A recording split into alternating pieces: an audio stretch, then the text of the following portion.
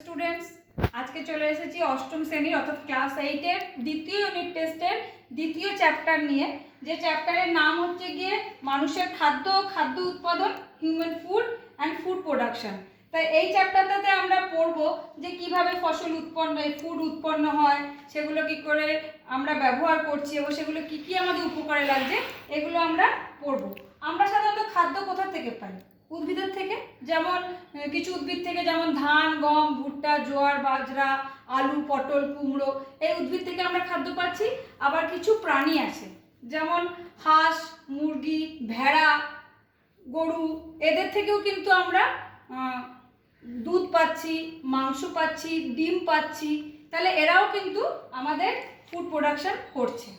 তো যেটা আমরা পড়বো, যে এই যে আমরা উদ্ভিদ এবং প্রাণীদের থেকে খাদ্য উৎপাদন পদ্ধতি পড়ছি, এই পদ্ধতিটাকে বিজ্ঞানসম্মতভাবে বলা হয় কৃষি বিজ্ঞান। বিজ্ঞানের এটা একটা শাখা।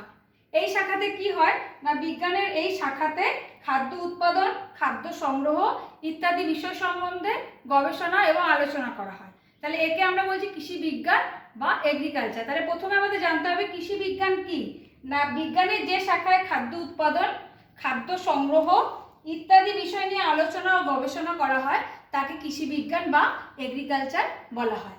আর আজকে আমরা যেহেতু শস্য বা ফসল পড়ব, যেসব উদ্ভিদ চাষ করে আমরা খাদ্য পেয়ে থাকি তাকে আমরা শস্য বা ফসল বলে থাকি। যেসব উদ্ভিদ চাষ করে আমরা খাদ্য পেয়ে থাকি, তো এই ফসলকে যে উদ্ভিদ যে পড়ব, একে আমরা 4 ভাগে বিভক্ত করব, 4টে শ্রেণীতে ফেলব।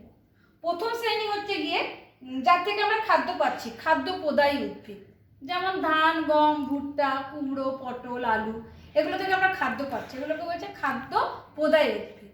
দ্বিতীয় শ্রেণীর নাম হচ্ছে গিয়ে খাদ্য সংযোজক পদার্থসমূহ।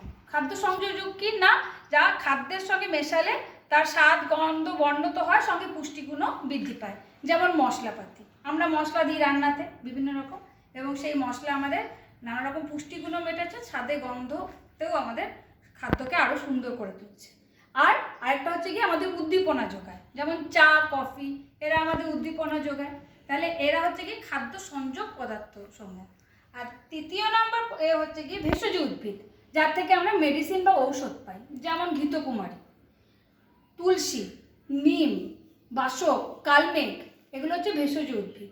আর 4 নম্বর শ্রেণীটা কি না, 4 নম্বর শ্রেণীটা হচ্ছে গিয়ে শিল্পে ব্যবহৃত উদ্ভিদ, যেগুলো শিল্পে ব্যবহৃত হয়, যেমন কাঠ, শাল, সেগুন থেকে আমরা কাঠ পাচ্ছি বিভিন্ন শিল্পে।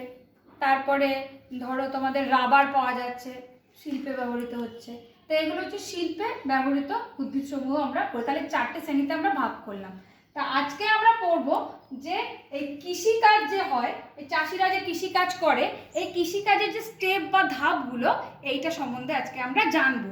টোটাল 8টা স্টেপ তোমাদেরকে আমি জানাবো এক এক করে, যে কিভাবে কৃষিকাজ একটা চাষি কি কি কাজ, কি কি পরপর স্টেপ করছে, যার ফলে আমরা কিন্তু এই সমস্ত শস্য পেয়ে থাকি।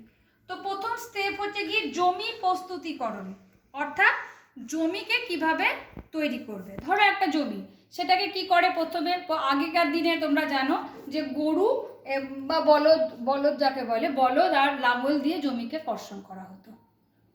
কিন্তু বর্তমানে এখন অনেক বেশি উন্নত বিজ্ঞান, সেখানে ট্রাক্টরের সাহায্যে কিন্তু তোমার জমি চাষ করা হচ্ছে। ট্রাক্টরের ফলে করলে কি হচ্ছে, যেহেতু অনেকটা জমি অনেকটা শ্রমও কম হয় এবং সময়ও কম লাগে, ট্রাক্টরের সাহায্যে জমিকে চাষ করা হচ্ছে। তো এটা কেন জমিটা প্রস্তুতিকরণ করতে হচ্ছে না, জমি যখন ট্রাক্টর দিয়ে বা লাঙ্গল দিয়ে চাষ করা হয়, কর্ষণ করা হয়, তখন কি হয়, ওপরের মাটি নিচের মাটি সব উল্টো পাল্টে যায়, যার ফলে কি হয়, জমিতে জল শোষণ ক্ষমতা, বায়ু চলাচল ভালো হয়, জল শোষণ ক্ষমতা বাড়ে, এবং যেহেতু নিচের মাটি অনেক বেশি উর্বর, মাটির উর্বরতাও বৃদ্ধি পাচ্ছে। কিন্তু ধরো তোমরা বাগান তৈরি করবে, বাগান তৈরির ক্ষেত্রে তো আমি ট্রাক্টর বা লাঙল নিয়ে আসবো না, সেক্ষেত্রে আমরা পাওয়ার টিলার বলে একটা যন্ত্র ব্যবহার করছি বাড়িতে যে বাগান তৈরি করা হয়। আবার ধরো উঁচু নিচু যে জমিগুলো পাওয়া যায়, সেখানে লেভেলার বলে একটা যন্ত্র আছে, সেই যন্ত্রের সাহায্যে জমিকে কর্ষণ করা যায়। তাহলে প্রথম ভাগ হচ্ছে জমির প্রস্তুতিকরণ, আমরা জমি প্রস্তুতিকরণ করলাম। দ্বিতীয় ভাগ হচ্ছে গিয়ে বীজ বপন, অর্থাৎ ওই জমিতে এবার আমরা দ্বিতীয় পদ্ধতি হচ্ছে বীজ বপন পদ্ধতি। ধাপ আর কি, বীজ বপন। তো বীজ বপন করার আগে কি করা হয়, বীজটা তোমার ভালো না খারাপ সেটা দেখা হয়। সেক্ষেত্রে সাবেকি পদ্ধতিতে কি করা হয়, বীজটা বাজার থেকে এনে প্রথমে এক বালতি জলে ভিজিয়ে দেওয়া হয়। এবার যেটা ভালো বীজ সেটা জলের বালতির নিচের দিকে পড়ে যায়, যেগুলো খারাপ সেগুলো কিন্তু ওপর দিকে উঠে যায়। সেক্ষেত্রে আমরা বীজটা বাছাই করে নিলাম। তারপরে কি করা হয়, অনেক ক্ষেত্রে ওই বীজটাতে রাসায়নিক পদার্থ মেশানো হয় যাতে বিভিন্ন যে জীবাণু থাকে সেই জীবাণুগুলো মরে যায়। তো সাবেকি পদ্ধতিতে বীজ ছিটিয়ে ছিটিয়ে তোমার বীজটাকে বপন করা হয়।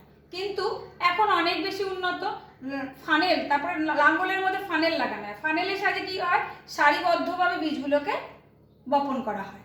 আর এখন আরও বেশি উন্নত, সেটা হচ্ছে বীজ বপন যন্ত্র বলে একটি যন্ত্র চলে এসেছে।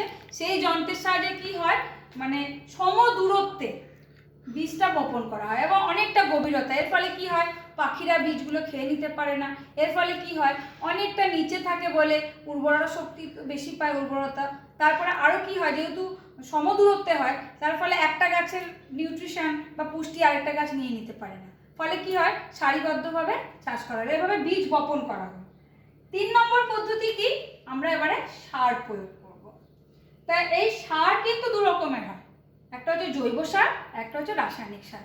জৈব সার কি না, এই যে ফলের খোসা, গোবর, এইগুলো যে সার আমরা দিই সেটা হচ্ছে কি জৈব সার। জৈব সার ফসলের পক্ষে খুব ভালো, কিন্তু অনেক বেশি শস্য উৎপন্ন করতে গেলে কিন্তু রাসায়নিক সার দিতে হবে। রাসায়নিক সার যেমন ইউরিয়া, অ্যামোনিয়াম সালফেট বা এনপিকে, যেটা একটা উন্নত ধরনের সার, নাইট্রোজেন, ফসফরাস, পটাশিয়াম নিয়ে তৈরি, এই আমরা সারগুলো ব্যবহার করব। সার ব্যবহার করলে কি হবে, খুব তাড়াতাড়ি অনেক বেশি পরিমাণে শস্য উৎপন্ন হবে। চতুর্থ ধাপ হচ্ছে গিয়ে জলসেচ। এবার আমরা জলসেচ করব। তো আগেকার দিনে কি করা হতো, সে জলকে বাঁধের সাহায্যে ধরে রাখা হতো, তারপরে জলটাকে ছেড়ে দেওয়া হতো, বা সেলো পাম্পের সাহায্যেও কিন্তু জল দেওয়া হয়। তো এই জলসেচ পদ্ধতি আবার অনেকগুলো ভাগ আছে, যেমন সব শস্যের ক্ষেত্রে কিন্তু একরকম জলসেচ হয় না। কিছু কিছু ফোয়ারা পদ্ধতিতে হয়, কতগুলো হয় ড্রিপ পদ্ধতিতে হয়। তো সেগুলো আমরা যখন আলাদা আলাদা করে শস্য করব সেই পদ্ধতিগুলো জানবো। তাহলে আমরা এবারে জলসেচ করলাম, কারণ জল না দিলে কি হবে, মাটি শুকিয়ে যাবে, ফলে কিন্তু উদ্ভিদ মারা যাবে। তাহলে আমাদেরকে জলসেচ করলাম। চতুর্থ পদ্ধতি আমরা করলাম জলসেচ। তাহলে প্রথমে জমি প্রস্তুতি করেছিলাম, তারপর বীজ বপন করেছিলাম, তারপর সার প্রয়োগ করেছিলাম, তারপর জলসেচ করেছি। এইবার দেখবে কিছুদিন পরে জমিতে আগাছা জন্মে যায়, যে আমার যে আসল উদ্ভিদটা তার পাশে অনেক উদ্ভিদ জমে যাচ্ছে। ওই উদ্ভিদগুলো জমে যাওয়ার ফলে কি হয়, পুষ্টিগুলো নিয়ে নেয়, তার ফলে কি হয়, যে আসল উদ্ভিদ তার কিন্তু পুষ্টি কমে যায়। সেজন্য আমাকে কি করতে হবে, আগাছাগুলো দমন করতে হবে। তো যদি অল্প জমি হয় বা আগেকার সাবেকি পদ্ধতিতে নিড়ানির সাহায্যে কিন্তু তোমার আগাছা দমন করা হতো। কিন্তু ধরো অনেক জমি, আর এখন বিজ্ঞান অনেক উন্নত, আমি বারবার বলছি, যার ফলে কি হয়, সেইখানে আমরা কিন্তু অনেক আগাছা দমন করার জন্য আগাছা নাশক বলে, যেমন 2,4-D, পিক্লোরাম, ডালাপন, এগুলো ব্যবহার করছি। আগাছাগুলো যদি তোমাদের বলি নাম, যেমন ঘাস, ঘাস তো একদম পরিচিত আগাছা। তাছাড়াও পার্থেনিয়াম, অ্যামারান্থাস, এই আগাছাগুলোও কিন্তু জন্মায়। তাহলে সেক্ষেত্রে আগাছা নাশক স্প্রে করলে কিন্তু আগাছাগুলো মরে যায়। আগাছাগুলো যদি মারা যায় তাহলে কিন্তু ঠিকঠাকভাবে আসল যে শস্য সে পুষ্টি পাচ্ছে। পরের ধাপ কি, কীট পতঙ্গ দমন। এবার দেখো প্রচুর কীট পতঙ্গ হয়, যেমন মাজরা পোকা, গন্ধি পোকা, পামড়ি পোকা, উই, ইঁদুর, এরা কি করে, এসে ফসলগুলোকে নষ্ট করে দেয়। তো এগুলোকে দমন করার জন্য কিছু কীটনাশক স্প্রে করা হয়।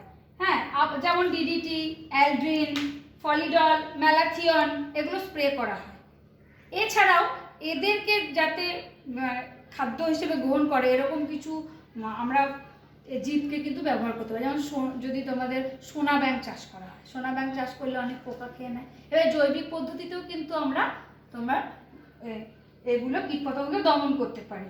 আবার এই যে গম গাছে, ধরো গম গাছে পাক্সিনিয়া বলে একটা ছত্রাক, সে কি করে, গম গাছের মরিচা রোগ বলে একটা রোগ করে, যেটা কাণ্ডটাকেই পুরো নষ্ট করে দেয়। আবার ফাইটোপ্তরা মানে একটা ছত্রাক আছে, সে আলুর ধসা রোগ সৃষ্টি করে, আলুকে পচিয়ে দেয়। তাহলে এই ছত্রাকগুলো দমন করার জন্য কিন্তু আমাদের কীটনাশক দিতে হবে।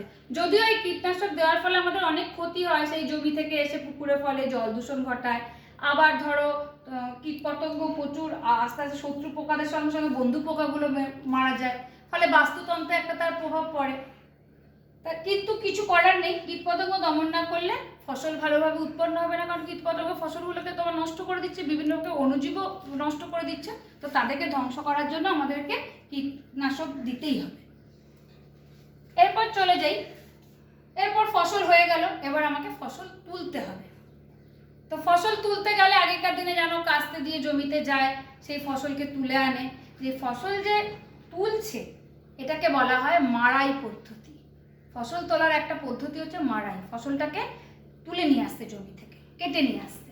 এবার বাড়িতে এনে কি হতো, আগেকার দিনে সেই বাঁশের মধ্যে সে বড় কাঠের পাটাতন দিয়ে পিটিয়ে পিটিয়ে সেই শস্যটাকে কাণ্ড থেকে আলাদা করছে, সেটা হচ্ছে মাড়াই। মানে আমি তুলে আনলাম, এনে সেটাকে পিটিয়ে পিটিয়ে বের করলাম, এটা হচ্ছে গিয়ে তোমার মাড়াই। মানে ফসল পেকে গেল, জমি থেকে তুললাম, এনে তাকে পিটিয়ে আলাদা করলাম কাণ্ড থেকে, এটা হচ্ছে মাড়াই।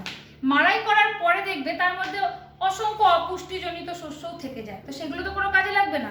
তো আগেকার দিনে দেখবে কুলো নিয়ে হাওয়াতে সব মায়েরা সব ঝাড়তো, তাতে কি হতো, পুরো অপুষ্টির যে গুণাগুণ যেগুলো থাকছে সেগুলো সব শস্যগুলো আলাদা হয়ে যেত। তো এটাকে বলা হচ্ছে ঝাড়াই।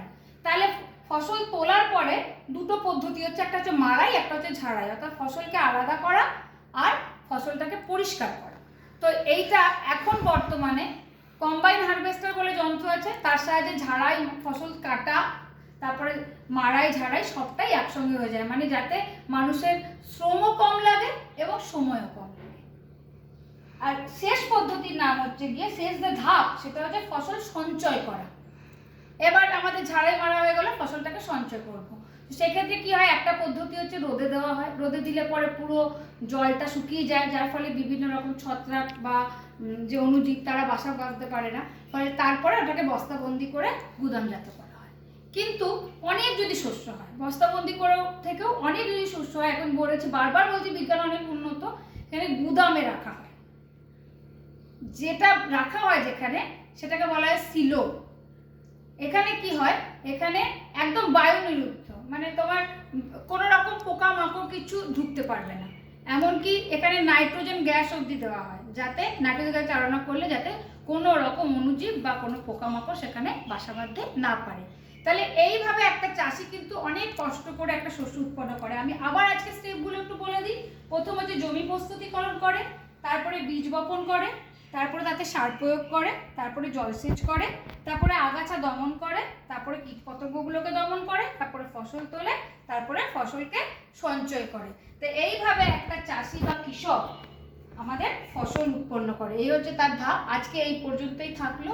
এরপর আমরা আস্তে আস্তে একটা একটা করে ফসল কিভাবে করা হচ্ছে, এই ধাপগুলোই বিভিন্ন পদ্ধতি এসে যাবে, কারণ এক একটা শস্যের ক্ষেত্রে এক এক রকম, এখানে আমরা সার বলো বা জলসেচ বলো, ফসল সঞ্চয় করা বা তোলা, সব আলাদা আলাদা হবে, কিন্তু ধাপগুলোই আটটাই থাকবে। তা আজকে এই পর্যন্তই থাকলো। টাটা, ঘরে থেকো, ভালো থেকো, ভালো করে চেষ্টা করো শেখার, বইটা একবার রিডিং দিয়ে নিও। টাটা।